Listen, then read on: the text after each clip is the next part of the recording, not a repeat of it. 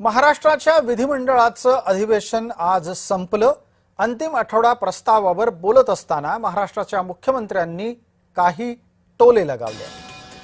थेट राज ठाकरेंचं नाव न घेता त्यांनी लगावलेला टोला असा आहे की मुख्यमंत्र्यांच्या भाषणाच्या वादात सुपारीबाजांना मिरची का लागली।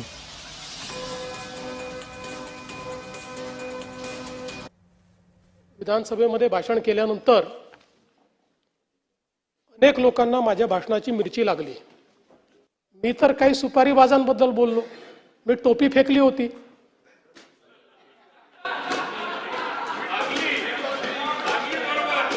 अनेकांना का लागली मला समजलंच नाही। अनेक लोकांना ती लागली। बरं ते जाऊ द्या। आता मी एक वाक्य हिंदीमध्ये बोललो। आता आशिषजी ते ज्यांना समजायला पाहिजे म्हणून बोललो, त्यांच्याऐवजी दुसऱ्यालाच मिरची लागली।